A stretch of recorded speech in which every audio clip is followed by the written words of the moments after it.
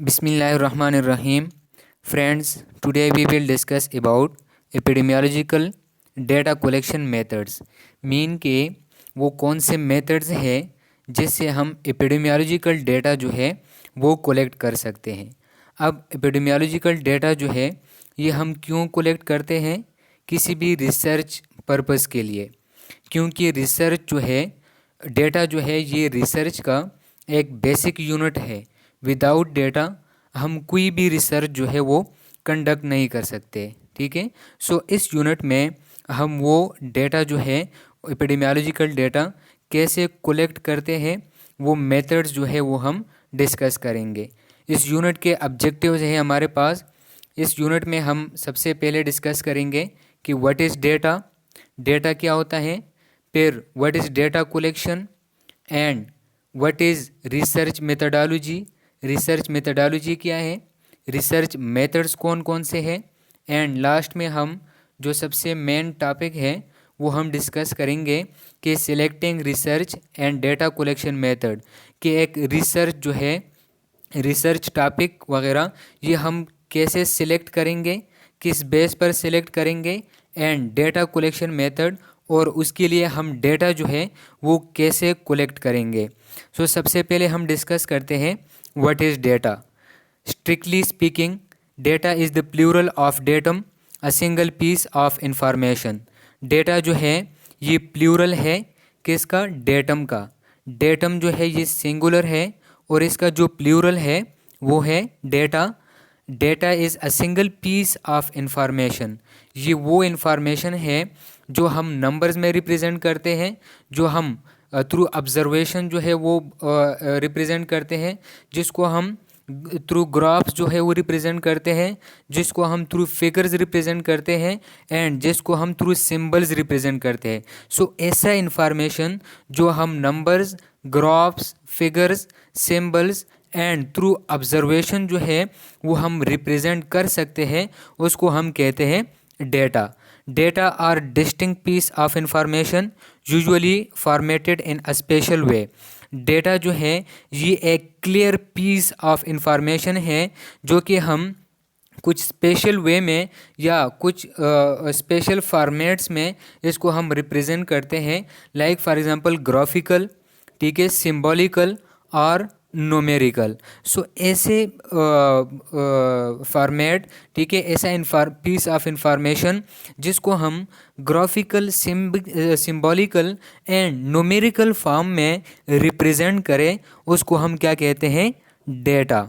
In database management systems, data files are the files that store the database information। अब database क्या होता है? Database वो चीज़ जहाँ पर हम डेटा जो है वो स्टोर करते हैं। लाइक कंप्यूटर में आप लोगों ने देखा होगा कि डेटाबेस जहाँ पर डेटा जो है स्टोर होता है कंप्यूटर में, उसको हम क्या कहते हैं? डेटाबेस। सो वो जगह जहाँ पर डेटा हम स्टोर करते हैं उसको कहते हैं database. And data files are the files that store the database information. और ये जो डेटाबेस इंफॉर्मेशन होता है जिस फाइल में हम स्टोर करते हैं उस फाइल को क्या कहते हैं? Data files. Research data is data in any format और medium that is collected, observed और created for purposes of analysis to produce original research results. अब रिसर्च डेटा क्या होता है?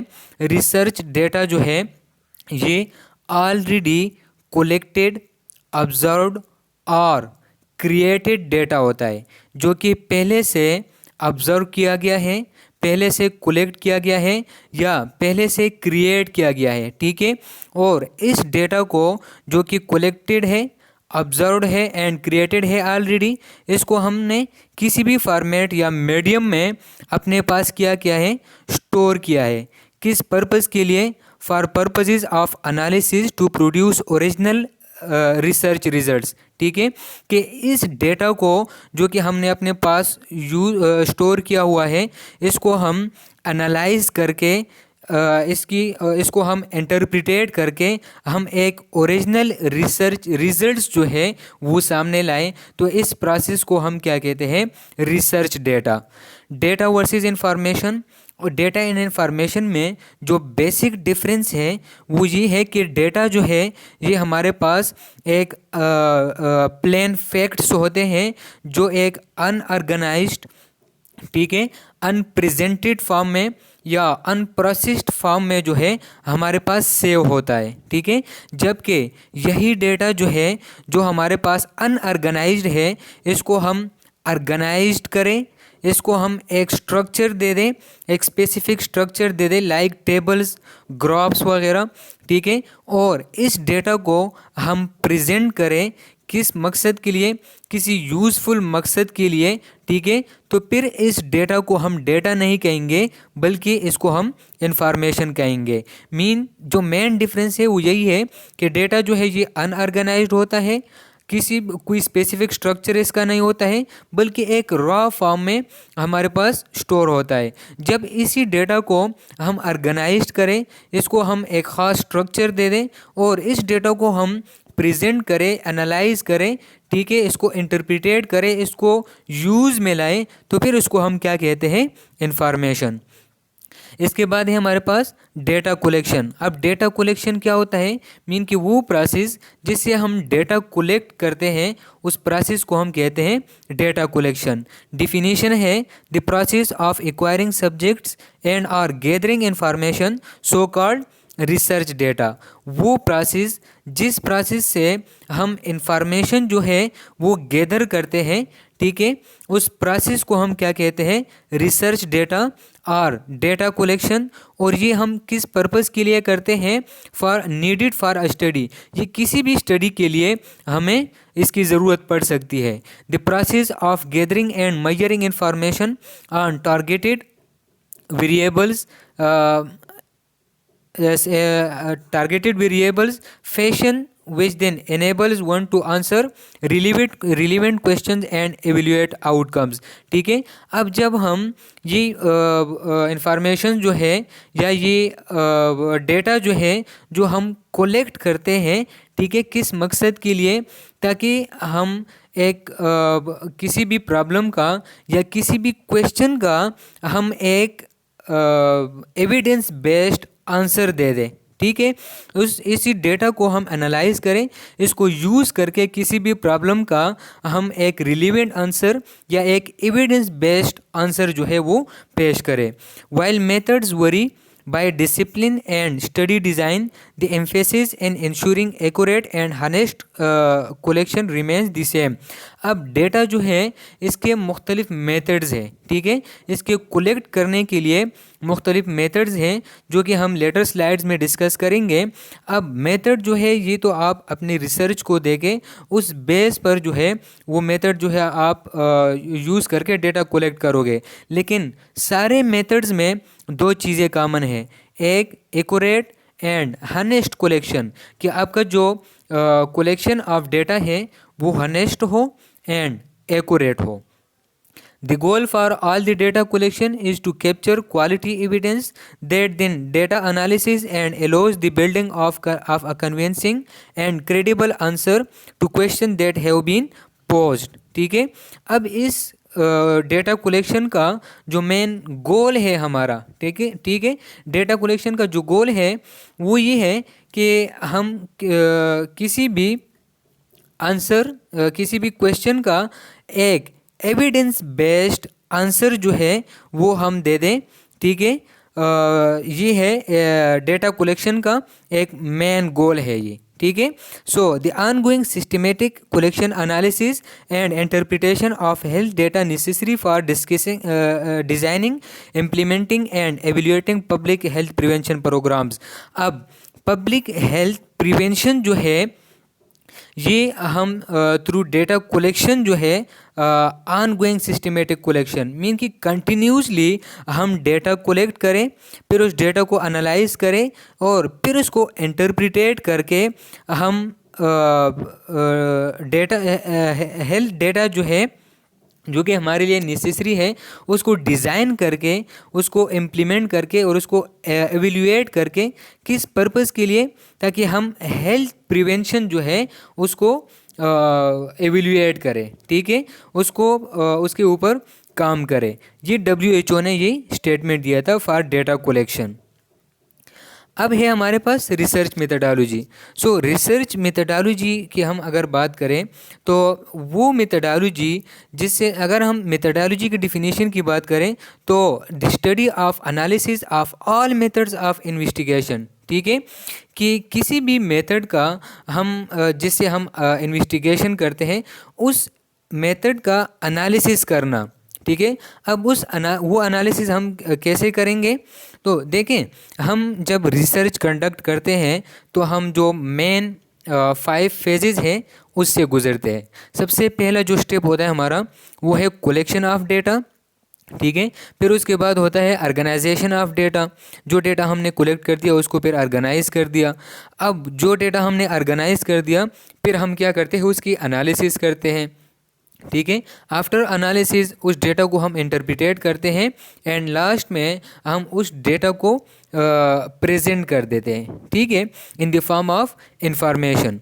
अब ये जो स्टेप्स है, collection, organization, analysis, interpretation and presentation, ये स्टेप्स जो है ये हम कैसे कंडक्ट करेंगे, इसको हम कहते हैं research methodology. So the methodology section is an outline of the broader strategy of your research approach. अब रिसर्च मेथडोलॉजी जो है ये एक आउटलाइन है, ये एक पाथवे है आपके रिसर्च अप्रोच के लिए, ठीक है। ये एक ब्रॉडर, एक वसी स्ट्रेटजी जो है आपको प्रोवाइड कर देता है आपकी रिसर्च के लिए। सो सेकंड वन है मेथडोलॉजी एंड मेथड्स। अब ये these both are two different things. Methodology जो है ये हमने डिस्कस कर दिया कि collection, organization, analysis, interpretation and presentation of data जो है ये हम कैसे करेंगे, हाउ, ठीक है, ये हम कैसे करेंगे, तो इसको हम कहते हैं मेथडोलॉजी। ये मेथडोलॉजी जो है ये थ्रू आउट द रिसर्च जो है ये कंटिन्यू होता है। जबकि मेथड जो है कोई भी डेटा जो है वो हमने कैसे कलेक्ट कर दिया और फिर उस डेटा को हमने किस रिसर्च मेथड से, ठीक है, हमने उसके बेस पर रिसर्च कर दिया, लाइक केस स्टडी है, कोहॉर्ट स्टडी है, ठीक है। ये हमारे पास मेथड्स है जो कि हमने प्रीवियस यूनिट में डिस्कस कर दिया है, ठीक है, ब्रीफली, ठीक है। सो ये जो है मेथड जो है हम रिसर्च जो है वो किस मेथड पर कंडक्ट करेंगे ये एक अलग चीज़ है। ये हम स्टार्ट में जो है हम डिसाइड करेंगे कि हमने रिसर्च जो है वो किस तरीके से करना है, किस मेथड पे करना है। जबकि मेथडोलॉजी जो है ये थ्रू आउट दी रिसर्च जो है ये कंटिन्यू होगी। फर्स्ट ऑफ ऑल डेटा कैसे कलेक्ट करेंगे, फिर उसको ऑर्गेनाइज कैसे करेंगे, फिर उसको एनालिसिस कैसे करेंगे, इंटरप्रिटेट कैसे करेंगे और फिर उसको प्रेजेंट कैसे करेंगे। So there are 3 components of research methodology. The first one is selecting the overall research and analysis methods. First of all जो है हम ओवरऑल रिसर्च जो है वो हम सिलेक्ट करेंगे कि हम किस चीज़ पर रिसर्च करना चाहते हैं और उसके लिए हमने कौन सा मेथड जो है वो हमने चूज़ कर दिया है। तो ये जो है फर्स्ट स्टेप में हम ये सिलेक्ट करेंगे, selecting the appropriate data collection approaches, ठीक है। अब इस रिसर्च के लिए हम डेटा जो है वो कैसे कलेक्ट करेंगे ये हम सेलेक्ट करेंगे। एंड लास्ट में डिज़ाइनिंग द सैम्पलिंग स्ट्रेटजी। अब सैम्पलिंग जो है वो हम कैसे कलेक्ट करेंगे, कौन सा सैंपल जो है वहाँ से हम डेटा कलेक्ट करेंगे, तो ये भी हम पहले से डिज़ाइन करेंगे। सो ये 3 कंपोनेंट्स हैं जिसमें सबसे पहले हम अपना रिसर्च टॉपिक जो है वो सिलेक्ट करेंगे, फिर उसके लिए मेथड सेलेक्ट करेंगे और फिर उसके लिए हम डेटा कलेक्शन जो है वो करेंगे और फिर हम सिलेक्ट करेंगे कि सैम्पलिंग जो है या सैम्पलिंग स्ट्रेटजी जो है ये भी हम पहले से डिज़ाइन करेंगे। तो ये सारा कुछ जो एक स्पेसिफिक स्ट्रक्चर हमने दे दिया, इस स्ट्रक्चर को क्या कहते हैं, रिसर्च मेथडोलॉजी। अब रिसर्च मेथड्स हैं हमारे पास टोटल 3, जो कि 2 इसमें मेन मेथड्स हैं, quantitative research and qualitative research. And third one is mixed method जिसमें क्वांटिटेटिव एंड क्वालिटेटिव दोनों आ जाते हैं, ठीक है। सो क्वांटिटेटिव रिसर्च वो रिसर्च होता है जिसमें हमारे पास डेटा जो है वो न्यूमेरिक फॉर्म में हो, ठीक है, जो काउंटेबल हो, जो मेजरेबल हो, लाइक 1 2 3 4 5 6 7 8 इस तरह, ठीक है, न्यूमेरिक फॉर्म में। जबकि क्वालिटेटिव रिसर्च जो है, इसमें हमारे पास जो डेटा होगा वो कैटेगोरिकल होगा, ठीक है, जिसको हम कैटेगराइज करेंगे, लाइक गुड, बेटर, बेस्ट, ठीक है, इसके अलावा स्मॉल, लार्ज, ठीक है, मेल, फीमेल, तो ये हम कैटेगराइज कर देते हैं। इसमें कोई हमने इसको नंबरिंग फॉर्म में या काउंट या मेजरेबल डेटा जो है इसमें हम इंक्लूड नहीं करेंगे, बल्कि वो डेटा जो कैटेगोरिकल हो हम वो डेटा रखेंगे। क्वांटिटेटिव रिसर्च या क्वांटिटेटिव डेटा का जो एग्जांपल है वो हमारे पास ये है कि मैं एक कम्युनिटी में फॉर एग्जांपल एवरेज बीएमआई मालूम करना चाहता हूँ। अब उस एवरेज बीएमआई के लिए मुझे हाइट एंड वेट जो है ये लाजमी है, ठीक है। सो हाइट जो है ये मेरे पास नंबरिंग फॉर्म में होता है, ठीक है, और जो वेट होता है वो भी नंबरिंग फॉर्म में होता है, लाइक 60 kg 70 kg, ठीक है। इसी तरह हाइट जो है वो 160 सेंटीमीटर 130 सेंटीमीटर, सो ये मेरे पास नंबरिंग फॉर्म में है। अब जो डेटा नंबरिंग फॉर्म में हो वो डेटा जो है वो हम क्वांटिटेटिव रिसर्च के लिए चूज़ करेंगे, जबकि क्वालिटेटिव रिसर्च के लिए हम वो डेटा चूज़ करेंगे जो कैटेगोरिकल हो, ठीक है। लाइक फॉर एग्जांपल मैं कोई रिसर्च करना चाहता हूँ कि ओबेसिटी की वजह से जो हर डिजीज़ है ये क्यों अराइज होते हैं, ठीक है। अब इसके लिए मैं क्या करूँगा, मैं उन पॉपुलेशन का जो ओबीज़ है, ठीक है, उनका लाइफस्टाइल देखूँगा कि ये किस वजह से ओबीज़ है। अब यहाँ पर मैं उनसे कोई न्यूमेरिकल डेटा जो है वो कलेक्ट नहीं करूँगा, बल्कि कैटेगोरिकल डेटा जो है जो उनका सेल्फ ओवरव्यू है वो मुझे जो है वो उसके बारे में बताएंगे, जिसमें कोई न्यूमेरिकल डेटा जो है वो मौजूद नहीं होगा। सो ऐसा डेटा को हम क्या कहते हैं, qualitative data. And qualitative data जो है वो हम चूज़ करते हैं फॉर क्वालिटेटिव रिसर्च। अब क्वांटिटेटिव रिसर्च इसके कुछ करेक्टरिस्टिक है कि ये reality can be measured and observe objectively. Obviously बात है कि जो आप गिन सकते हो, जिसको आप मेजर कर सकते हो, उसको आप ऑब्जर्व भी करोगे, ठीक है, उसको आप मेजर भी कर सकोगे। ऑब्जेक्टिवली मीन जिसको आप ऑब्जर्व या मेजर कर सकते हो।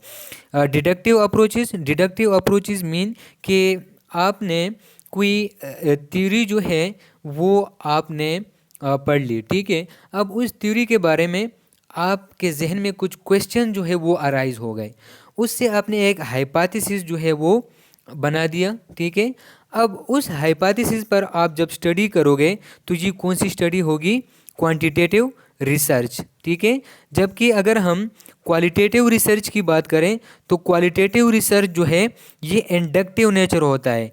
एक होता है डिडक्टिव जिसकी हमने बात की, और दूसरा है inductive nature. Inductive nature mean जिसमें हम अपने आप से कोई हाइपोथेसिस जो है वो जनरेट करेंगे और फिर उसके ऊपर काम करेंगे, ठीक है। कोई क्वेश्चन अराइज करेंगे फिर उस ऊपर काम करेंगे, ठीक है, उसको कोई हाइपोथेसिस या थ्योरी में जो है वो कन्वर्ट करेंगे। इसमें मिनिमाइज क्वांटिटेटिव रिसर्च में मिनिमाइज कन्फाउंडिंग, ठीक है, इसमें कोई कन्फ्यूजन जो होता है क्वांटिटेटिव रिसर्च में वो मिनिमाइज होता है, वो कम होता है।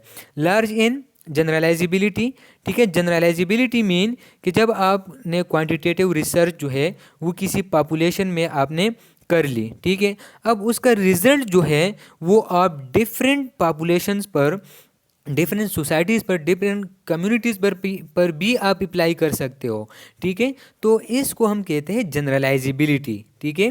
रिसर्च आपने किसी और पॉपुलेशन पर किया है लेकिन अप्लाई आप दूसरे पॉपुलेशन पर भी कर सकते हो, तो इसको हम जनरलाइजिबिलिटी कहते हैं। जितने ज़्यादा डिफरेंट पॉपुलेशन इसको हम अप्लाई कर सकेंगे उतना ही उसकी जनरलाइजिबिलिटी जो है वो लार्ज होगी, ठीक है। सो क्वांटिटेटिव रिसर्च का जो जनरलाइजिबिलिटी है वो लार्ज होती है, जिसको हम मुख्तलिफ बहुत सारे पॉपुलेशन पर जो है वो अप्लाई कर सकते हैं। लाइक मैंने for example life expectancy of Pakistan की बात करूं तो 67 ईयर्स एज है, ठीक है। अब इसको मैं डिफरेंट कंट्रीज़ पर भी अप्लाई करूं, ठीक है, कि इंडिया की भी इतनी हो सकती है, ठीक है, इसके अफगानिस्तान की भी इतनी हो सकती है, एविडेंस बेस्ड, ठीक है, ये तो मैं एग्जांपल देता हूँ, ठीक है। तो अगर ये मैं मुख्तलिफ और पॉपुलेशन या कंट्रीज़ पर अप्लाई करूँ, जितना ज़्यादा मैं इसको अप्लाई कर सकूँगा उतनी ही उसकी जनरलाइजेबिलिटी जो है वो इंक्रीज़ होगी, लार्ज होगी। सो क्वांटिटेटिव रिसर्च की जनरलाइजेबिलिटी जो है वो लार्ज होती है, इंक्रीज़ होती है। Dominant research paradigm in health research but difficult to grasp. अब क्वांटिटेटिव रिसर्च जो है, इसमें आप दो ग्रुप को आप कंपेयर तो कर सकते हो, ठीक है, लेकिन उन ग्रुप का जो एविडेंस है, ठीक है, इसमें जो रीज़न है वो रीज़न आप नहीं बता सकते। Like for example practices of factors, individual meaning, context of action, new unexplored और मार्जिनल सोशल फिनोमेना। सो इन सिचुएशन में आप ग्रुप जो है वो कंपेयर तो कर सकते हो, ठीक है, लेकिन उसका रीज़न जो है, रीज़न आप नहीं बता सकोगे इन क्वांटिटेटिव रिसर्च। जबकि अगर हम क्वालिटेटिव रिसर्च की बात करें तो ये interpretive framework, multiple realities shaped by personal view point, context and meaning, ठीक है। अब ये जो है ये मल्टीपल रियलिटी शेप होगा, ठीक है। इसमें लाइक जो क्वांटिटेटिव रिसर्च की हम बात कर रहे थे, ये ऑब्जर्व एंड मेजर हम कर रहे थे इसकी रियलिटी, जबकि ये मल्टीपल रियलिटी शेप होगा और जिसको हम शेप करेंगे bye personal view points, context and meaning. इसको जिससे हम डेटा जो है वो लेंगे, वो जो है अपना एक पर्सनल पॉइंट ऑफ व्यू जो है वो हमारे साथ जो है वो शेयर करेगा, ठीक है। जबकि इसमें अगर हम हाइट वेट की बात करें तो ये हम खुद जो है जाके उनको जो है वो मेजर करते हैं, ऑब्जर्व करते हैं। अगर हम क्वालिटेटिव रिसर्च की बात करें तो ये अपना जो है ये एक क्वालिटेटिव सब्जेक्टिव डेटा होता है, ठीक है। अपना पर्सनल पॉइंट ऑफ व्यू जिसको आप ऑब्जर्व या मेजर नहीं कर सकते हो, वो आपके पास जो आपके साथ जो है वो शेयर करेगा अपना पॉइंट ऑफ व्यू, अपना पॉइंट ऑफ। अब उसका क्या पॉइंट ऑफ व्यू है किसी हेल्थ स्टेटस के बारे में, वो जो है आप मेजर, बाहर से आप मेजर या ऑब्जर्व नहीं कर सकते, बल्कि वो खुद जो है वो डिस्कस करेगा आपके साथ। Rich description of view, beliefs and meanings and experiences, जिसमें आप वो अपना एक्सपीरियंसेस, बिलीव्स एंड व्यूज़ जो है आपके साथ जो है वो शेयर करेगा। Acknowledges the role of the researcher in shaping and producing data. Inductive nature, hypothesis emerge from data, ठीक है, इसकी हमने बात की कि किस तरह ये इंडक्टिव नेचर है।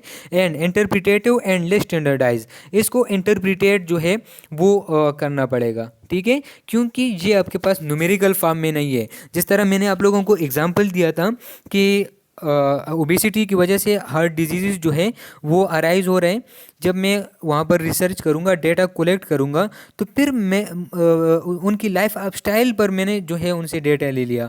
अब वो जो है मैं इंटरप्रिटेट करूँगा कि किस वजह से ये कौन से ऐसे स्ट्रॉन्ग रीजंस है जो ओबेसिटी काज करता है और ओबेसिटी की वजह से उनको हार्ट डिजीज़ हो रहे हैं, ठीक है।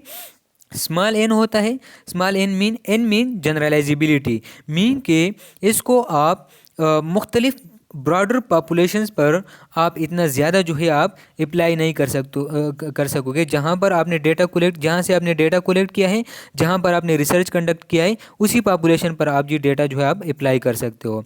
Not representative in statistical senses, statistical senses के लिए लाजमी है कि आपके पास डेटा जो है वो न्यूमेरिक फॉर्म में हो, डिजिट फॉर्म में हो। सो क्वालिटेटिव डेटा जो है ये डिजिट फॉर्म में नहीं होता है, इसलिए ये स्टेटिस्टिकल सेंसेस में आप इसको रिप्रेजेंट नहीं कर सकते। And difficult to test hypothesis. अगर हम मिक्स्ड मेथड्स की बात करें तो मिक्स्ड मेथड में ये क्वांटिटेटिव एंड क्वालिटेटिव डेटा जो है ये दोनों आ जाता है। Combines and integrates elements of both quantitative and qualitative approaches in the study. For example viewpoints, data collection methods, analysis and inferences techniques are the both are purpose of breadth and depth of understanding and collaboration. अब किसी research को आप deep में या उसकी जो study है आप डिप में करना चाहते हो, तो आप कुछ डेटा जो है आपका क्वालिटेटिव होगा और कुछ डेटा जो है आपका क्वांटिटेटिव होगा। सो इस मेथड को हम क्या कहेंगे, मिक्स्ड मेथड। सो ये 3 मेथड्स थे जिससे हम रिसर्च जो है वो कंडक्ट करते हैं। अब इसको हम अगर हम कंटिन्यू करें और इसकी जो हम मेथड देखें कि क्वांटिटेटिव रिसर्च में हम कौन सी मेथड ऑफ डेटा जो है वो हम यूज़ करेंगे, तो इसमें अगर हम क्वांटिटेटिव रिसर्च में एक्सपेरिमेंटल एंड ऑब्जर्वेशनल की बात करें तो इसमें हमारे पास रेंडमाइज्ड कंट्रोल ट्रायल्स। अब ये सारे जो है non randomised analytical studies, case control cohort, cross sectional study, descriptive studies, ये हम पिछले यूनिट में हमने इसको जो है डिटेल के साथ ये हम पढ़ चुके हैं। एक पूरा यूनिट है इसके ऊपर, एपिडेमियोलॉजिकल मेथड्स या एपिडेमियोलॉजिकल डिज़ाइन या स्टडीज़, ठीक है। सो उसमें हमने ये डिटेल के साथ पढ़ चुके हैं। अगर आप लोगों को अभी ये समझ नहीं आ रहा तो अब इसको मैं अगर एक्सप्लेन करना शुरू करूँ तो टाइम जो है बहुत लग जाएगा, ठीक है। सो इसके ऊपर एक पूरा यूनिट है, वो आप लोग देख सकते हो। ऊपर आई बटन में मैं उसका आपको दिखा दूंगा। सो क्वांटिटेटिव रिसर्च, इसके लिए कौन से मेथड हम चूज़ करेंगे, randomise control trials, non randomise analytical studies में केस कंट्रोल कोहॉर्ट और cross sectional studies, descriptive studies, ठीक है। एंड क्वालिटेटिव रिसर्च के लिए case study, ethnography, grounded theory, ठीक है। इथनोग्राफी में जिससे आप किसी का कल्चर, ठीक है, उसकी नॉर्म्स, ठीक है, उसके कस्ट्यूम्स वगैरह ये आप जो है वो बता सकें। Grounded theory, narrative approaches, phenomenology and qualitative descriptions. So इसमें जो मेन चीज़ है वो आपने ये याद रखना है कि अगर मैं क्वांटिटेटिव रिसर्च करना चाहता हूँ तो उसके लिए मैं कौन सा मेथड जो है एपिडेमियोलॉजिकल मेथड चूज़ करूँगा उस क्वालिटेटिव रिसर्च के लिए। अगर मैं क्वालिटेटिव रिसर्च करना चाहता हूँ तो उसके लिए मैं ये मेथड जो है वो चूज़ करूँगा। जबकि मिक्स्ड मेथड के लिए मैं कौन से मेथड जो है वो चूज़ करूँगा, वो है many possible design based on timing, waiting and mixing of methods use, ठीक है। सो इसको मैं on the base of time, on the base of waiting and on the base of mixing of method जो है वो मैं चूज़ करूँगा, जिसमें कंकरेंट या पैरेलल या सीक्वेंशियल मेथड्स आते हैं, ठीक है। इक्वल वेट और क्वांटिटेटिव क्वालिटेटिव और क्वालिटेटिव क्वांटिटेटिव मेथड, मर्ज, एम्बेड और कनेक्ट, मीन कि जिसमें क्वालिटेटिव या क्वांटिटेटिव डेटा के बेस पे आप कोई मिक्स्ड मेथड जो है वो कौन से आप चूज़ कर सकते हो। तो ये मिक्स मेथड्स में उनके जो मेथड्स है वो बताए गए हैं। डिडक्टिव वर्सेस इंडक्टिव अप्रोचेस की हमने बात की थी कि डिडक्टिव वो अप्रोच है जिसमें किसी थ्योरी से मैं कोई हाइपोथेसिस जो है वो क्रिएट करूँगा और उसके ऊपर जाके मैं उसको प्रूफ करूँगा, ठीक है। जबकि इंडक्टिव की अगर हम बात करें तो इसमें रेंडमली मेरे जहन में कोई क्वेश्चन आएगा और मैं उसके ऊपर काम शुरू करूँगा और उस क्वेश्चन को मैं किसी हाइपोथेसिस में या उसको मैं थ्योरी में कन्वर्ट करूँगा। सो यहाँ पर आप लोग देख सकते हो इसके स्टेप्स है। सबसे पहले डिडक्टिव एनालिसिस जो है वो शुरू होता है, define hypothesis and identify the key variable with in it, ठीक है। कि सबसे पहले आप अपना हाइपोथेसिस जो है वो डिफाइन करोगे, ठीक है, और फिर उसमें की वेरिएबल्स क्या है, ठीक है, वो आप डिफाइन करोगे, आइडेंटिफाई करोगे।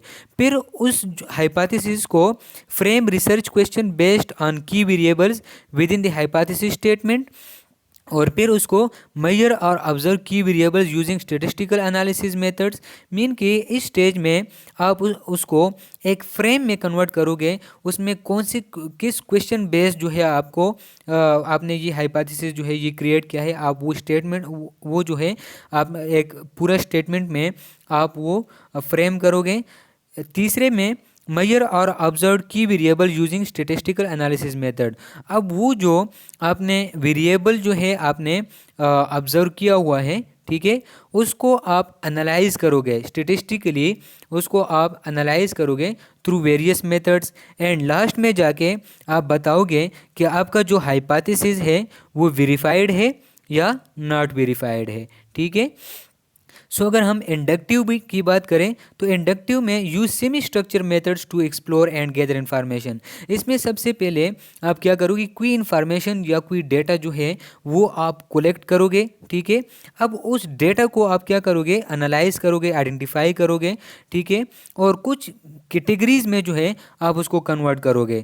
Look for broad pattern generalization or theories from theme and categories, ठीक है। अब आप देखोगे कि इसको मैं कैसे हाइपोथेसिस में कन्वर्ट कर सकता हूँ, कैसे इसको मैं थ्योरीज में जो है वो कन्वर्ट कर सकता हूँ। और लास्ट स्टेप में a theory or hypothesis developed based on pattern generalization and theories identified, ठीक है। लास्ट में आप अपना एक हाइपोथेसिस या थ्योरी जो है वो डेवलप करोगे। सो ये दोनों जो है ये एक दूसरे के अपोजिट है।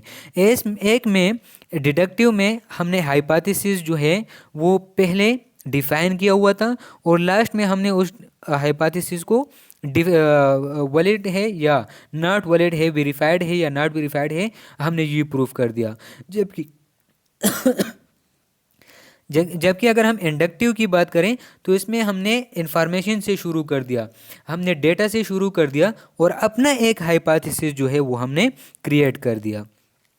अब selecting research and data collection method जो हमारा मेन टॉपिक है कि किस तरह हम कोई रिसर्च जो है वो सिलेक्ट करेंगे और उस रिसर्च के लिए हम डेटा जो है वो कैसे कलेक्ट करेंगे, किस मेथड से हम डेटा कलेक्ट करेंगे, तो उस मेथड्स के बारे में हम जो है वो अभी डिस्कस करेंगे। इसके बाद कि कैसे रिसर्च सिलेक्ट करेंगे और उस रिसर्च के लिए डेटा किस मेथड से कलेक्ट करेंगे। तो जब हम रिसर्च कंडक्ट करेंगे तो हम तीन चीज़ें जो है इसको देखेंगे। एक क्वालिटी, ठीक है, क्वालिटी ऑफ डेटा, और दूसरा हम टाइम, एंड तीसरा जो है हम रिसोर्सेज देखेंगे और इसके बेस पर हम रिसर्च जो है वो कंडक्ट करेंगे। Like which factors to consider, quality of data and its overall applicability to meet research objectives। जब हम रिसर्च जो है हमारी रिसर्च का एक स्पेसिफिक ऑब्जेक्टिव्स होंगे, ठीक है, कि हम रिसर्च क्यों करना चाहते हैं, उस ऑब्जेक्टिव्स को हमारा डेटा जो है वो फुलफिल कर रहा है कि नहीं, तो उस क्वालिटी का डेटा जो है वो हम सिलेक्ट करेंगे। फिर time, project and funding timeline, ठीक है, कितना टाइम जो है उसके लिए दरकार है उस प्रोजेक्ट के लिए, या फंडिंग टाइमलाइन, ठीक है, उस टाइम को भी हम बेस रखेंगे। एंड रिसोर्सेज अवेलेबल, कौन कौन से रिसोर्सेज अवेलेबल है हमारे पास, जिसमें material resources, financial resources and human resources. अगर ये तीन रिसोर्सेज, ठीक है, इसके साथ साथ टाइम और क्वालिटी ऑफ डेटा हमारे पास मौजूद है, तो हम रिसर्च जो है वो फिर सिलेक्ट करेंगे इन तीन चीज़ों के बेस पे। फिर है हमारे पास यूनिट ऑफ एनालिसिस। जब हमने रिसर्च जो है वो हमने कंडक्ट कर दिया, सिलेक्ट कर दिया, ठीक है, अब उस रिसर्च के लिए हम डेटा कहाँ से कलेक्ट करेंगे, जहाँ से हम कलेक्ट करेंगे उसको हम क्या कहते हैं, यूनिट ऑफ एनालिसिस। लाइक एक पॉपुलेशन से, हम ओवरऑल पॉपुलेशन से हम डेटा कलेक्ट करेंगे तो हमारे लिए एक यूनिट ऑफ एनालिसिस होगा। अगर मैं एक इंडिविजुअल से डेटा जो है वो कलेक्ट करूं तो वो इंडिविजुअल मेरे लिए यूनिट ऑफ एनालिसिस होगा। अगर मैं एक फैमिली से डेटा कलेक्ट करूं तो वो मेरे लिए यूनिट ऑफ एनालिसिस होगा, ठीक है। सो यूनिट ऑफ एनालिसिस इसी को कहते हैं। The choice of unit will impact the time resources need to collect and analyze data. Unit will define the depth of information and the scope of analysis, ठीक है। अब ये जो unit है जहाँ से मैं अपना डेटा जो है वो कलेक्ट करूँगा, ये मुझे डेप्थ ऑफ इंफॉर्मेशन के बारे में बताएगा और स्कोप ऑफ एनालिसिस के बारे में बताएगा, ठीक है। कैसे? फॉर एग्जांपल, मैं कोई रिसर्च जो है वो कंडक्ट करना चाहता हूँ और एक ओवरऑल एक सिटी में, ठीक है, अब किसी सिटी, उस सिटी में मैं इंडिविजुअल बेस जो है हर एक इंडिविजुअल से डेटा जो है वो कलेक्ट करूं, ठीक है, मीन कि मेरे लिए यूनिट ऑफ एनालिसिस जो है वो इंडिविजुअल है। उस सिटी में मैं हर एक इंडिविजुअल से डेटा जो है वो कलेक्ट करूंगा, तो उसमें मुझे बहुत सारा डेप्थ ऑफ इंफॉर्मेशन, ठीक है, उसमें मुझे बहुत सारा इंफॉर्मेशन जो है वो मेरे पास आएगा। एंड स्कोप ऑफ एनालिसिस, वो भी उसका स्कोप जो है वो भी बढ़ जाएगा, क्योंकि मैं हर एक इंडिविजुअल से, हर एक से मैं डेटा जो है वो कलेक्ट कर रहा हूँ। दूसरा है हमारे पास फैमिली हाउस होल्ड, ठीक है। स्टेप बाय स्टेप जो है हमारा यूनिट ऑफ एनालिसिस जो है वो बढ़ता जा रहा है। पहले हम इंडिविजुअल से डेटा कलेक्ट कराते हैं। अब उस सिटी में अगर मैं हर फैमिली, ठीक है, या हर घर में जाके किसी एक हर घर में किसी एक इंडिविजुअल से डेटा कलेक्ट करूं, तो ये जो है इसका depth of information and scope of analysis as compare to individual जो है वो कम होगा। फिर अगर हम डायरेक्ट कम्युनिटी से, यूनिट ऑफ एनालिसिस हमारे लिए एक कम्युनिटी है और वहाँ से हम डेटा जो है वो कलेक्ट कर रहे हैं, ठीक है, तो उसका depth of information and scope of analysis as compare to individual and household और कम हो जाएगा। फिर विलेज, फिर फैसिलिटीज़, स्कूल, हॉस्पिटल्स, फिर नेशनल एंड फिर एनवायरमेंटल, ठीक है। इसी तरह अगर प्रोविंशियल लेवल पर, ठीक है, फिर कंट्री लेवल पर, तो जितना हमारे पास यूनिट ऑफ एनालिसिस बढ़ता जाएगा उतना ही हमारे पास depth of information and scope of analysis कम होता जाएगा, ठीक है। ऑब्वियसली बात है कि आप हर एक इंडिविजुअल से डेटा लो, ठीक है, और फिर आप एक एनवायरमेंटल या नेशनल लेवल पर जो है आप डेटा लो, ठीक है। तो इसमें बहुत सारा डिफरेंस होगा, क्योंकि इंडिविजुअल में आपने हर एक से डेटा कलेक्ट कर दिया है, सो उसका डेप्थ ऑफ इंफॉर्मेशन इंक्रीज होगा, उसका स्कोप ऑफ एनालिसिस जो है वो इंक्रीज होगा as compare to national, environmental या विलेज या कम्युनिटी लेवल पर। अब जो हमारे पास टाइप ऑफ स्टडीज़ है, observational, ecological study, cross sectional study, case control studies, cohort study, experimental, community trials, field trials, randomize control trials, clinical trials, ठीक है। हर रिसर्च के लिए, किसी किसी भी रिसर्च के लिए हम एक स्पेसिफिक स्टडी जो है वो हम सिलेक्ट करेंगे और उस स्टडी के बेस पे हम उसके ऊपर रिसर्च कंडक्ट करेंगे। अब ये सारे स्टडीज़ जो है, ये मैंने पहले भी बात की कि ये हमने डिटेल में पढ़ चुके हैं उस यूनिट में, एपिडेमियोलॉजिकल डिज़ाइन या एपिडेमियोलॉजिकल मेथड्स में। तो ये लाजमी आप लोग पहले देख ले, वरना ये समझ नहीं आएगा, ठीक है। अब इकोलॉजिकल स्टडी के लिए यूनिट ऑफ ऑब्जर्वेशन जो है वो पॉपुलेशन है, ठीक है। इसी तरह क्रॉस सेक्शनल स्टडी के लिए यूनिट ऑफ ऑब्जर्वेशन जो है वो इंडिविजुअल है। सो इट्स मीन कि क्रॉस सेक्शनल स्टडी जो है ये इसका unit depth of information and scope of analysis जो है वो ज़्यादा होगा as compare to ecological study. So इसी तरह यहाँ पर हर एक स्टडी का यूनिट ऑफ ऑब्जर्वेशन जो है ये आगे दिया हुआ है, आप लोग देख सकते हो। फिर उसके बाद अगर हम इसको ग्राफिकल में पढ़े यूनिट ऑफ एनालिसिस को, तो ये इस वाई एक्सिस में हम देखते हैं डेप्थ ऑफ इंफॉर्मेशन। जो ही हम ऊपर की तरफ जाएंगे तो डेप्थ ऑफ इंफॉर्मेशन इंक्रीज होता जाएगा, और एक्स एक्सिस में हम देखते हैं टाइम, कॉस्ट एंड एक्सेस, ठीक है। सो इस लेफ्ट साइड से हम राइट साइड पर जब आएंगे तो टाइम, कॉस्ट एंड एक्सेस जो है वो इंक्रीज होता जाएगा, ठीक है। और इसमें इस लाइन में हम देखते हैं यूनिट ऑफ एनालिसिस, मीन कि जहाँ से हम डेटा कलेक्ट करेंगे। अब देखें, अगर हम इंडिविजुअल लेवल से डेटा कलेक्ट करेंगे, ठीक है, हर एक इंडिविजुअल से हम डेटा कलेक्ट करना चाहते हैं, तो इसका डेप्थ ऑफ इंफॉर्मेशन आप लोग देख सकते हो कि टॉप पर है, ठीक है। लेकिन इसके लिए टाइम, कॉस्ट एंड एक्सेस भी ज़्यादा रिक्वायर्ड है। फिर उसके बाद अगर हम फैमिली हाउस होल्ड लेवल पर देखें तो उसकी डेप्थ ऑफ इंफॉर्मेशन कम है as compare to individual base, और इसके लिए टाइम, कॉस्ट एंड एक्सेस जो है वो कम रिक्वायर्ड है as compare to individual level.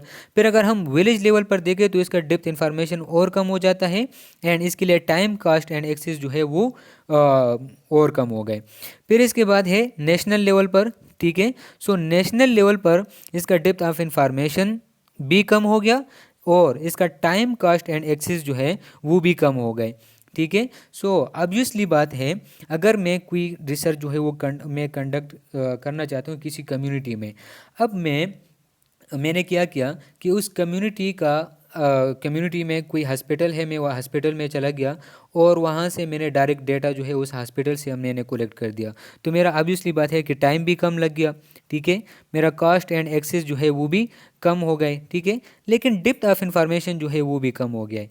अगर इस कम्युनिटी के बारे में डेटा जो है या इन्फॉर्मेशन जो है मैं इंडिविजुअल बेस लेना चाहूँ, हर एक इंडिविजुअल के पास जाऊँ उस कम्युनिटी में और उससे डेटा ले लूँ, ठीक है, तो उसका डेप्थ ऑफ इंफॉर्मेशन भी इंक्रीज़ होगा, लेकिन उसके लिए टाइम, कॉस्ट एंड एक्सेस जो है वो भी इंक्रीज़ हो जाएंगे।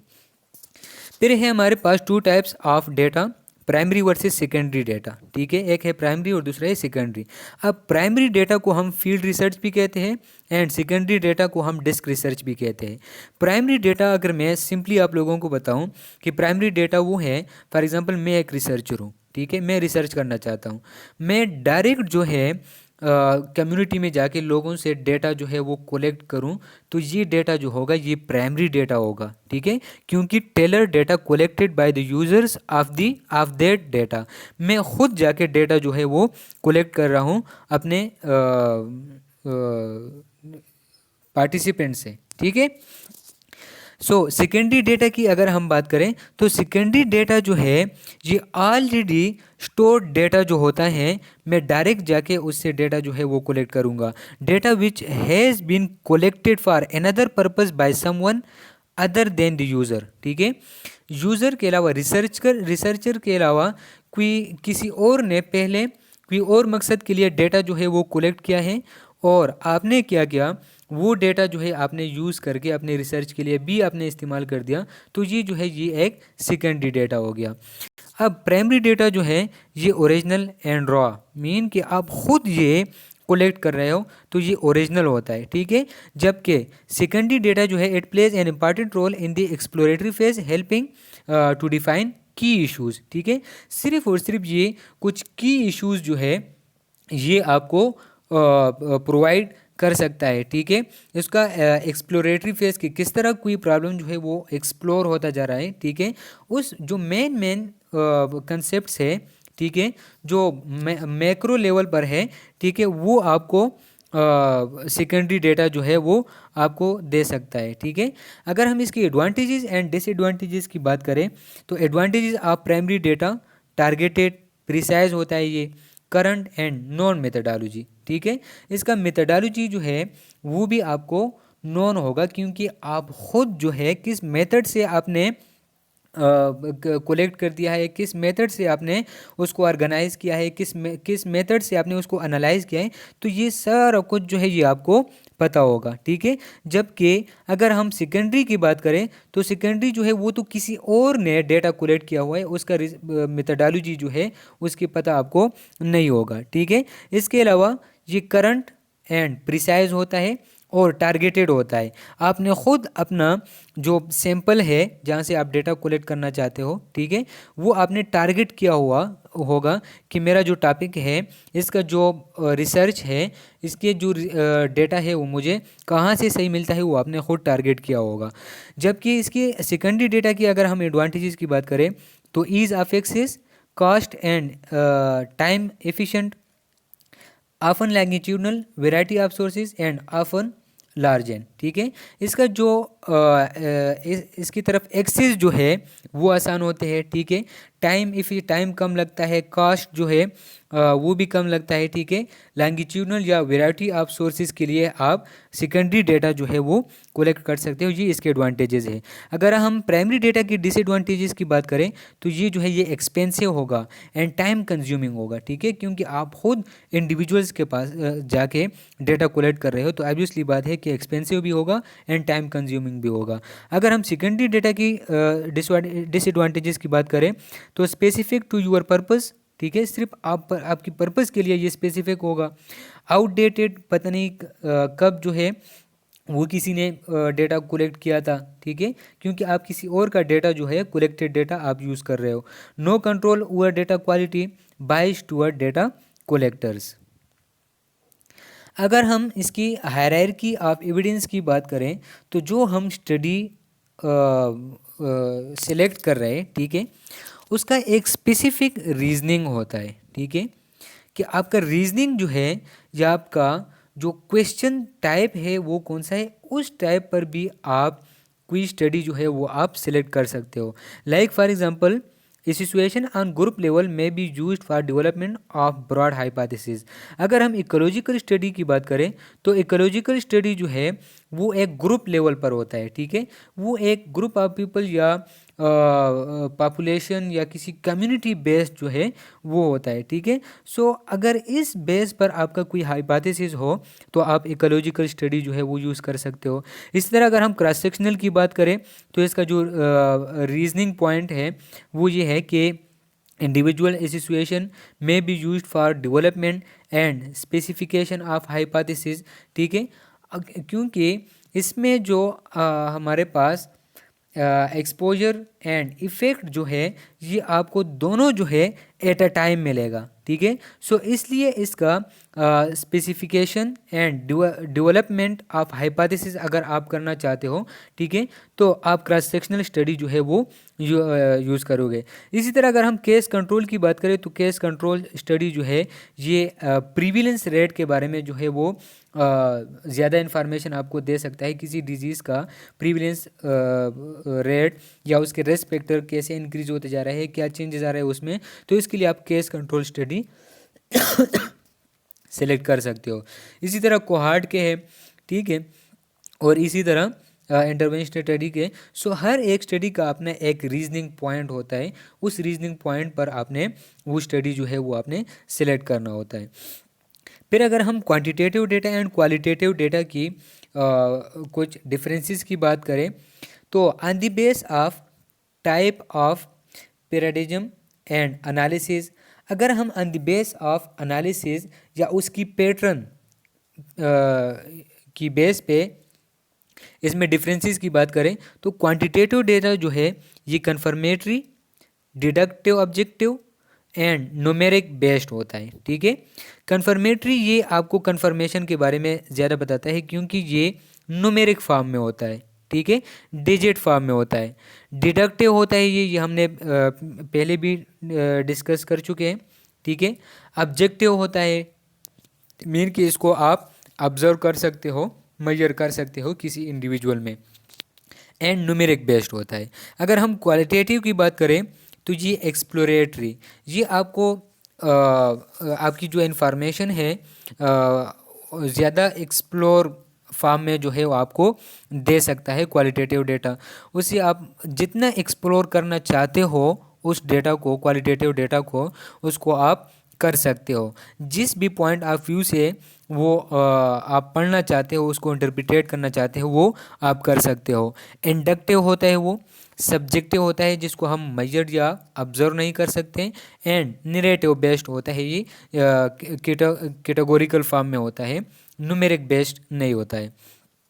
अगर हम टाइप ऑफ डेटा कलेक्शन की बेस पर इनमें डिफरेंसेस की बात करें तो क्वांटिटेटिव डेटा जो है ये structured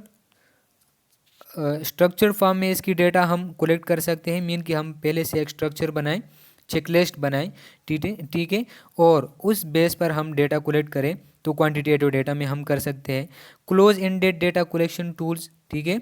so close ended question जो है वो अगर हम उससे डेटा कलेक्ट कर सकते हैं इन द फॉर्म ऑफ क्वांटिटेटिव। अगर हम क्वालिटेटिव की बात करें तो semi structured open ended data collection tools, इसमें हम open ended and semi structure mean जिसमें हम जो है कुछ थ्रू इंटरव्यू एंड कुछ जो है हम इन राइटिंग फॉर्म जो है वो हम ले सकते हैं, बट जो क्वेश्चन होंगे वो ओपन एंडेड होंगे, ठीक है।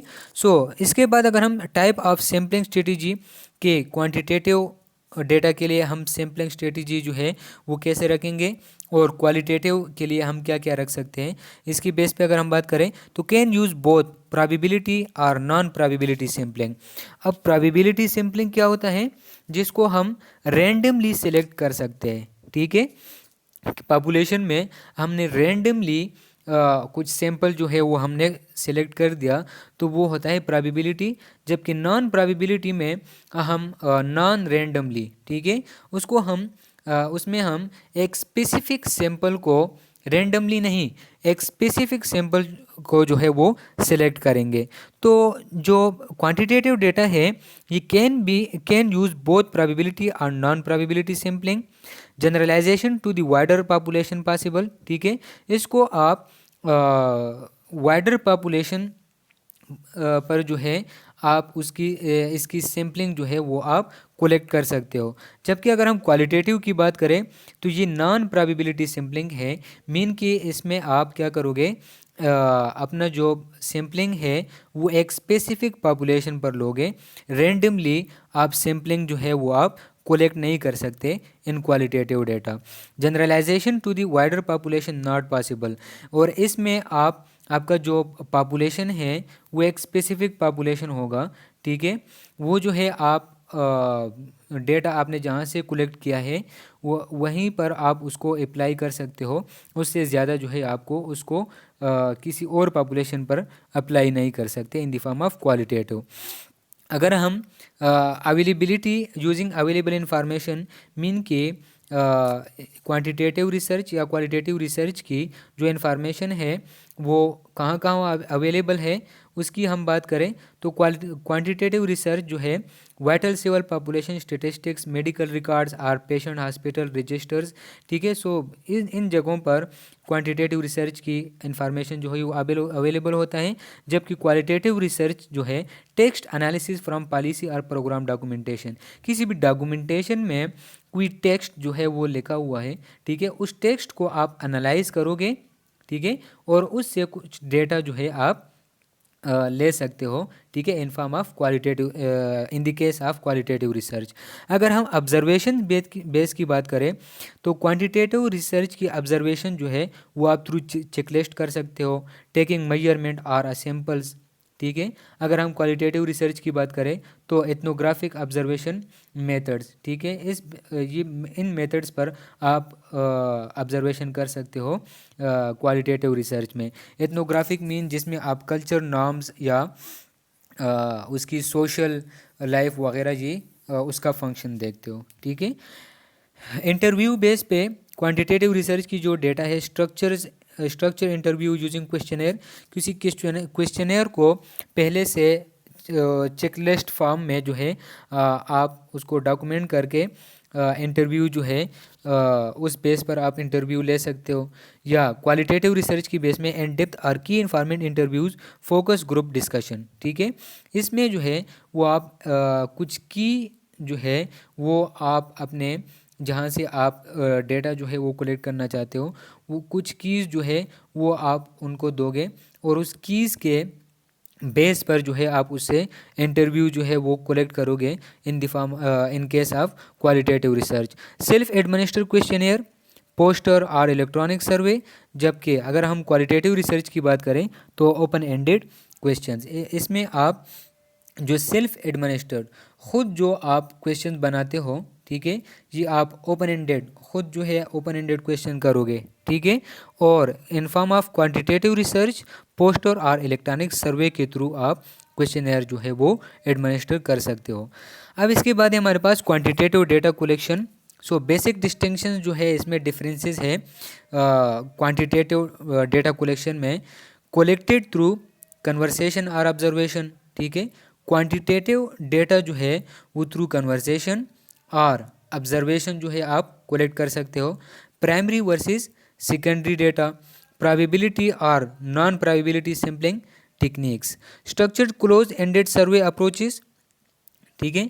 Close ended survey approaches mean कि इसमें कुछ क्लोज एंडेड क्वेश्चन जो होंगे और उसके ऊपर उसके बेस पे जाके आप कुछ सर्वे जो है आप कर सकते हो। Structure close ended observational approaches, ठीक है।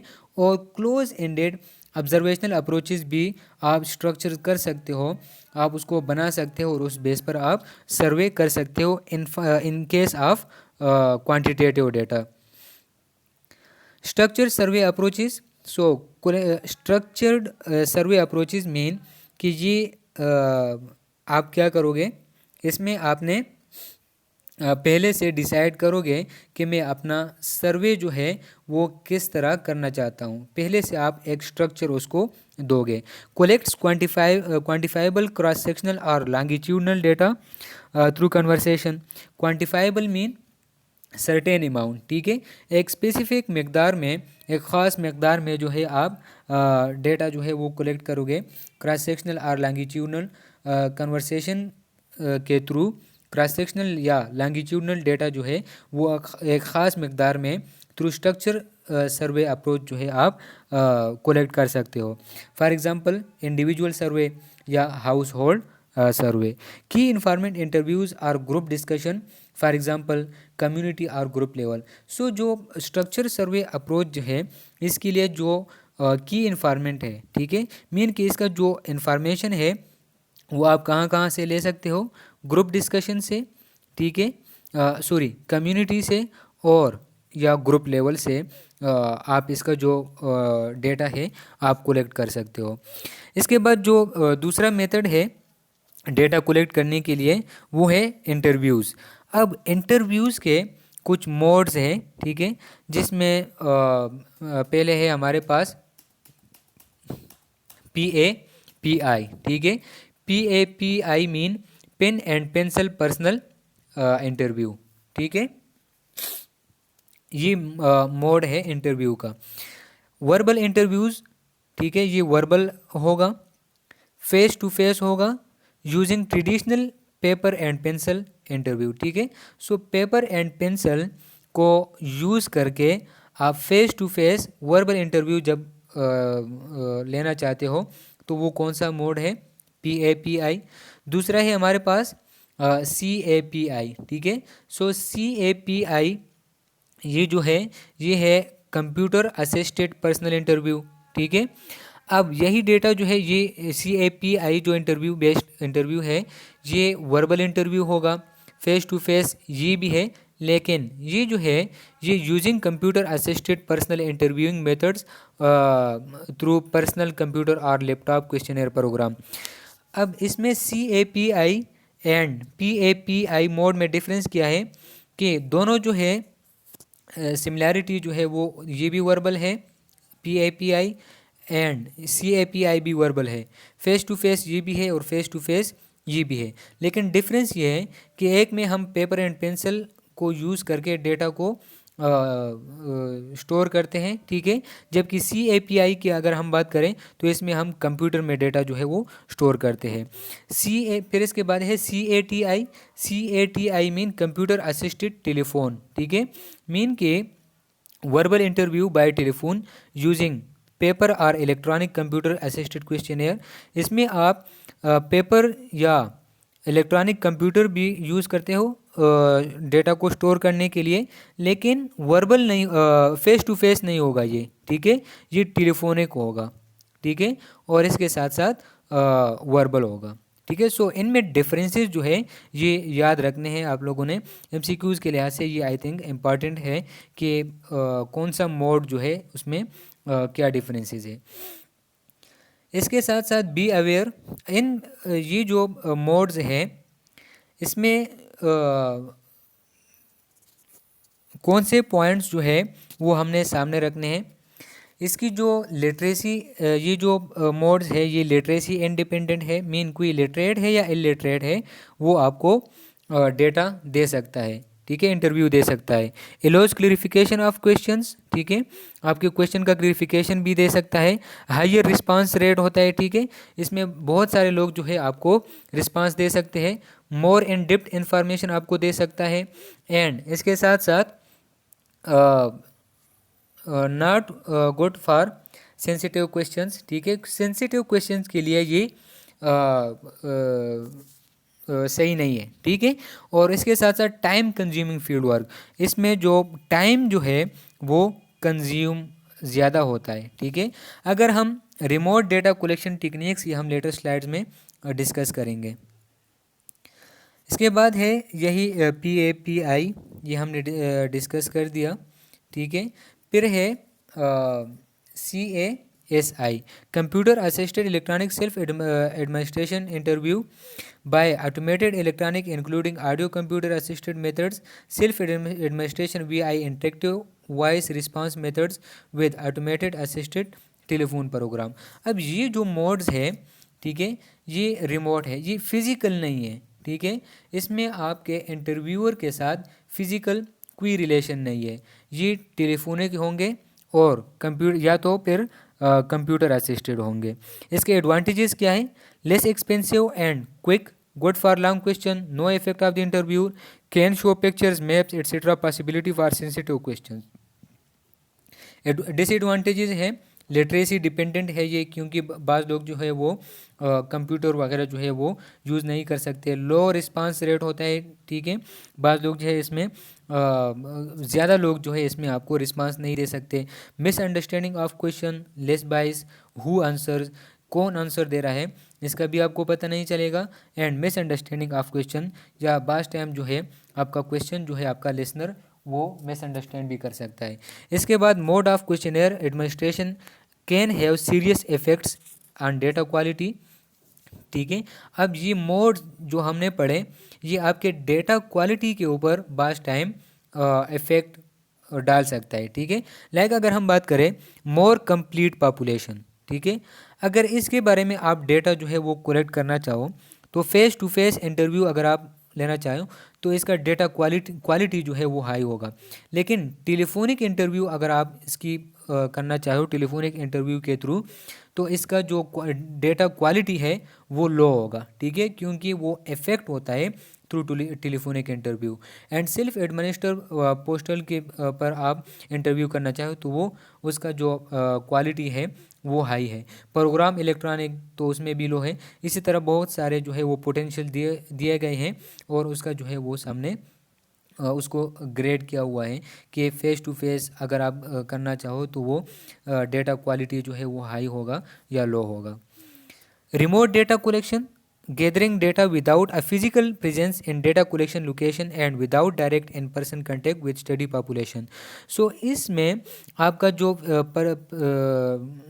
जैसे आप डेटा कलेक्ट करना चाहते हो जिस पर्सन से, उसके साथ आपका फिजिकल प्रेजेंस जो है वो नहीं होगा, ठीक है। Without direct in person to person जो है आप दे सकते हो। इट्स मीन कि रिमोट डेटा कलेक्शन मीन आप ऑनलाइन जो है आप इंटरव्यू या डेटा जो है वो कलेक्ट कर सकते हो। When is it use for disease outbreak, for example कोविड-19, उस बेस में जो है उस केस में आप ये रिमोट डेटा जो है रिमोट डेटा कलेक्शन का मेथड जो है इस पर आप इंटरव्यू कंडक्ट कर सकते हो। Time and resource constraints, access constraint, security concern, अगर सिक्योरिटी कंसर्न है फेस टू फेस या फिज़िकल प्रेजेंस में, तो आप रिमोट डेटा कलेक्शन पर डेटा कलेक्ट कर सकते हो। ट्रेवल रिस्ट्रिक्शंस है या लेक ऑफ इंफ्रास्ट्रक्चर है, सो इस बेस में आप रिमोट डेटा कलेक्शन कर सकते हो। फिर स्ट्रक्चर ऑब्जर्वेशंस, ठीक है, data collected through observation using structure close ended checklist to collect quantifiable data. अब स्ट्रक्चर्ड ऑब्जर्वेशन जो है मीन कि आपने पहले से अपना ऑब्जर्वेशन जो है वो बनाया होगा, ठीक है, उस बेस पर या पहले से उसको आपने एक स्ट्रक्चर दिया होगा कि इस बेस पर मैं ऑब्जर्वेशन करना चाहूँगा, उसको कहते हैं structure observation. Data collected through observation using structured close ended checklist to collect quantifiable data mean के आप उसको एक चेकलिस्ट दोगे जिसमें क्लोज एंडेड क्वेश्चन होंगे, यस और नो, ठीक है। कोलेक्ट क्वान्टिफाइबल डेटा जिसमें आप एक स्पेसिफिक अमाउंट ऑफ डेटा जो है वो आप कलेक्ट कर सकते हो इस मेथड ऑफ डेटा कलेक्शन से। Provides detailed additional contextual information needed for frame of for example an evaluation and help making sense of data collected using other methods. Be aware of, इसमें आपने क्या ख्याल रखना है, कॉन्फिडेंशियलिटी एंड एथिकल इशूज़ का, ठीक है। ऑब्जर्वर बायस, unconscious assumptions और pre conception harbored by the researcher.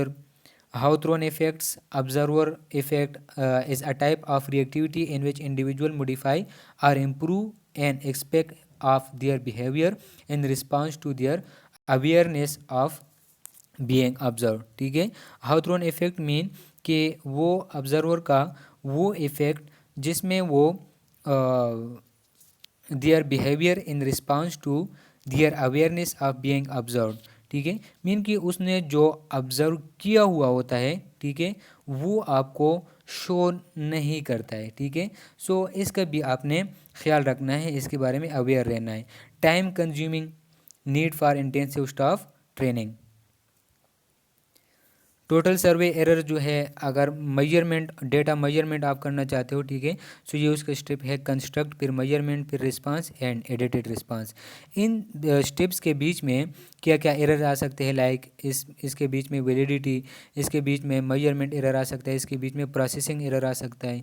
अगर हम प्रेजेंटेशन ऑफ डेटा की बात करें तो population mean, sampling frame, sample, respondents and last में पोस्ट सर्वे एडजस्टेड डेटा, ठीक है। सो इन स्टेप्स के बीच में जो एरर्स आते हैं रिप्रेजेंटेशन के, coverage error, sampling error, non response error, adjustment error, so इन एरर्स को जो है आपने हमने क्या करना है, इसका ख्याल रखना है अपने सर्वे में या अपने डेटा कलेक्शन में। क्वेश्चनियर डिज़ाइन, कोई किसी क्वेश्चनर को हम कैसे डिज़ाइन करेंगे, मेन ऑब्जेक्टिव इन डिज़ाइनिंग क्वेश्चनियर, इसके लिए जो क्वेश्चनियर डिज़ाइन से हम डेटा कैसे कलेक्ट करेंगे, इसके लिए दो मेन ऑब्जेक्टिव्स है, ठीक है। To maximize the proportion of subjects answering our questionnaire, that is the response rate, ठीक है। इसमें सबसे पहले हम रिस्पांस रेट देखेंगे। हम अपना रिस्पांस रेट मीन कि कितने, जितने ज़्यादा लोग जो है वो हमें ज़्यादा रिस्पांस देंगे, जितने ज़्यादा लोग रिस्पांस देंगे उतना हमारा रिस्पांस रेट जो है वो इंक्रीज़ होगा। सो हमें अपना रिस्पांस रेट जो है वो इंक्रीज़ रखना है क्वेश्चनियर डिज़ाइन में। To obtain accurate relevant information for our survey, accurate relevant information हम कैसे ऑब्टेन कर सकते हैं, तो ये जो है ये दो इसके मेन ऑब्जेक्टिव्स हैं। अब हम अपना रिस्पांस रेट कैसे बढ़ाएंगे, to maximize our response rate we have to consider carefully how we administer the questionnaire, establish rapport, explain the purpose of the survey and remind those who have not respond.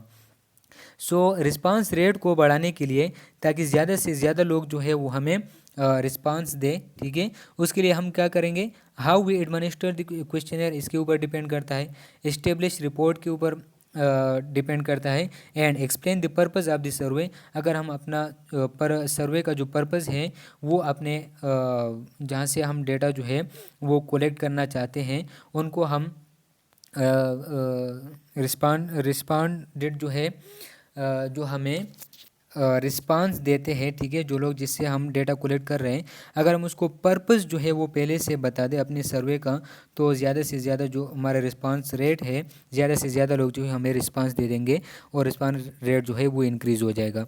इसके अलावा अगर हम बात करें accuracy जो है वो हम कैसे कलेक्ट करेंगे, in order to obtain accurate relevant information we have to give some thought to what question we ask, how we ask them, the order we ask them and the general layout of the questionnaire. So हमें अपने आइडियंस को बताना होगा कि कौन से question हम करेंगे, कैसे करेंगे, किस ऑर्डर में करेंगे या किस सीक्वेंस में करेंगे और किस लेआउट में करेंगे, ताकि वो हमें एक एक्यूरेट इन्फॉर्मेशन डेटा जो है वो हमें प्रोवाइड करें।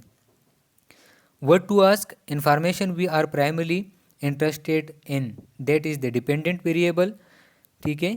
जो हमें तीन किस्म के वेरिएबल होते हैं, एक होता है डिपेंडेंट वेरिएबल, दूसरा है independent variable and the third one is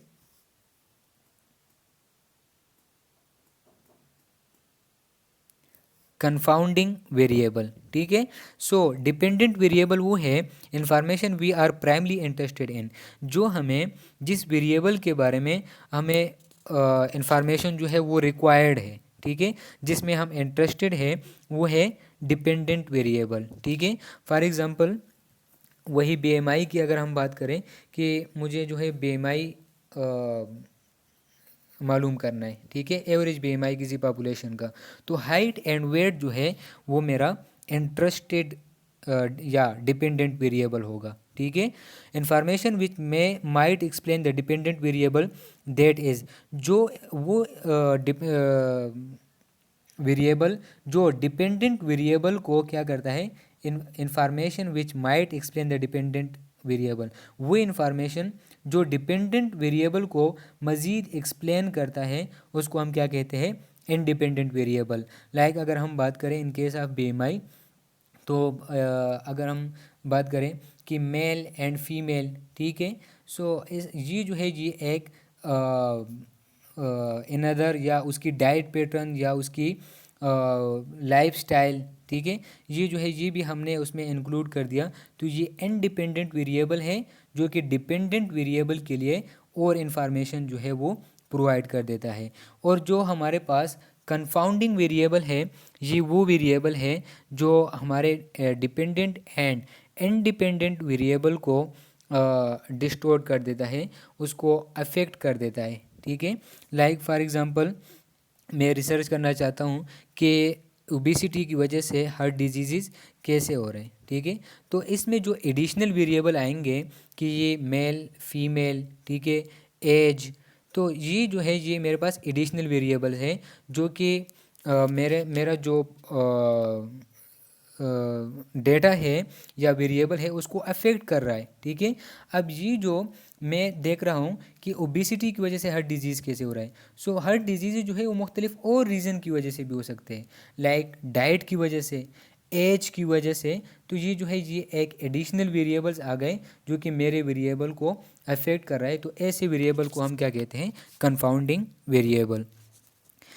अब question types and response options, simple yes no question, running prompt questions, closed one choice question, closed mark all that applies.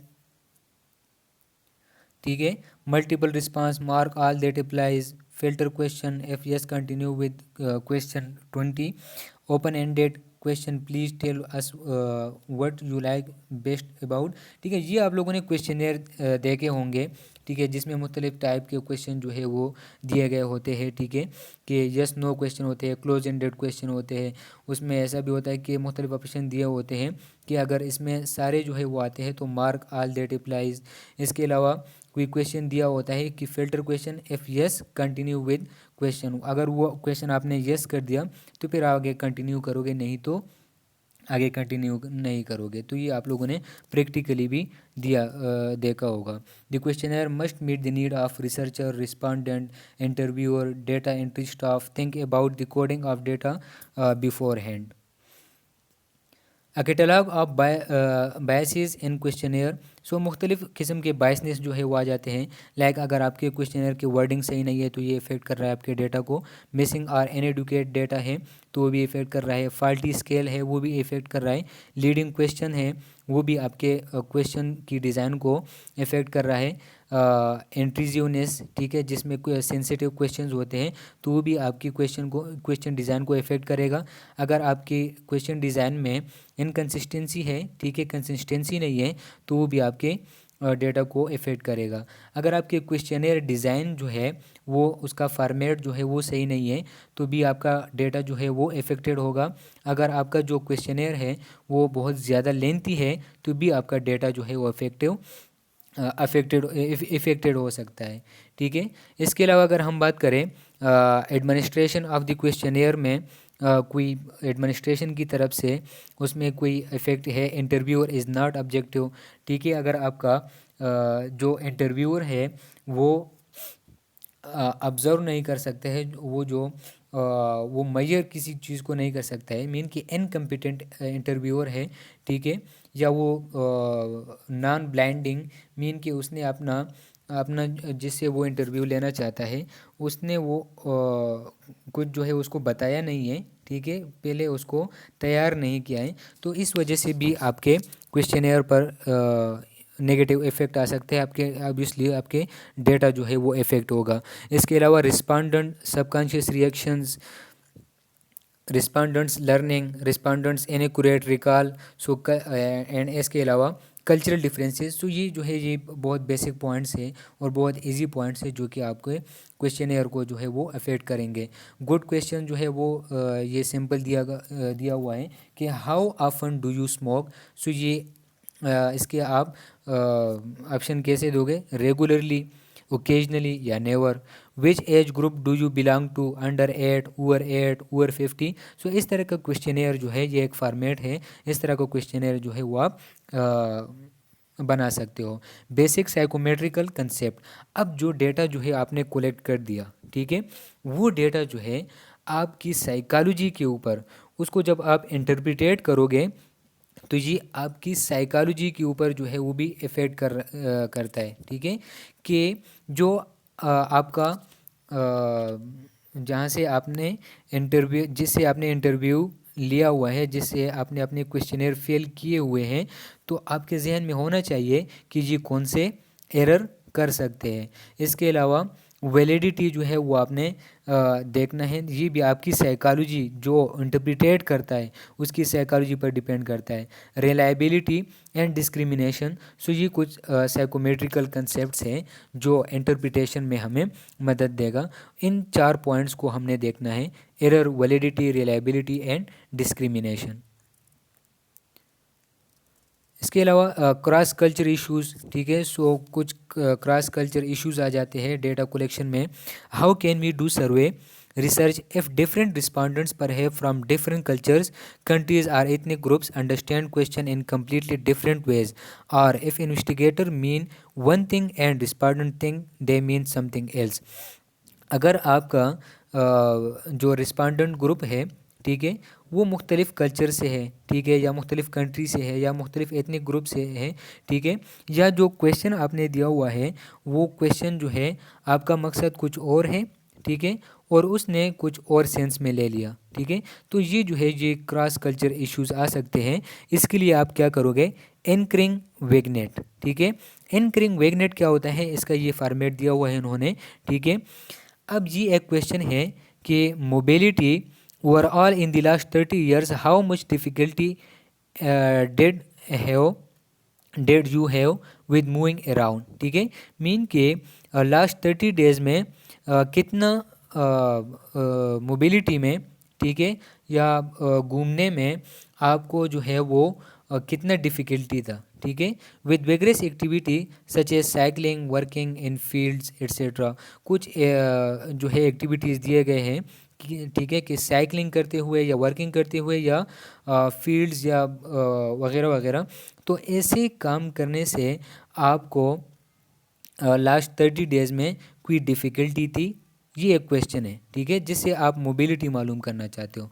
तो इसका जो वेगनेट होगा वो आप जो है इसको मज़ीद स्पेसिफाई करोगे। इसमें आप लेवल रखोगे कि सिविरिटी लेवल 1, जिसमें आप लिखोगे कि has no problem with walking, running और using her hands, arms and legs, she jogs 4 kilometre twice a week. So ये कम सीवियर है। अब सीवियरिटी लेवल 2 में आ जाओगे, इसको आप ज़्यादा सीवियर बनाओगे। Is able to walk distances in up to 20 metres without any problem. So इसके बाद आप severity level 3, severity level 4, severity level 5, इसी तरह आप इसको वेगनेट में जो है आप इसको स्पेसिफाई, मज़ीद इसको आप स्पेसिफाई करोगे, तो इस तरह आपके पास कल्चरल जो क्रॉस कल्चर जो इश्यूज़ है वो कम हो जाएंगे। Take home messages, choice of data collection method influenced by many factor. कुछ फैक्टर जो है वो हमारा जो डेटा कलेक्शन मेथड है उसको इन्फ्लुएंस करता है, उसको अफेक्ट करता है। Like questionnaire design, essential epidemiological tool, questionnaire data are prerequisite for drawing valid conclusion, design and usage to maximize validity and reliability and minimize error and bias, requires good knowledge of theory and language skills. Consider there things can be wrong, just be beginning of the journey। और ये last में example of available data sets, ठीक है, ये कुछ data sets है, कुछ links दिए गए हैं यहाँ पर, ठीक है, मुख्तलिफ़ वेबसाइट्स का। यहाँ से आप अगर आप रिसर्च करना चाहते हो किसी प्रॉब्लम पर और आपको डेटा की ज़रूरत है, तो यहाँ से आप डेटा, ये मुख्तलिफ़ वेबसाइट से डेटा आप यहाँ से कलेक्ट कर सकते हो और अपना रिसर्च जो है वो कंडक्ट कर सकते हो। So it's all about epidemiological data collection methods. Thank you so much.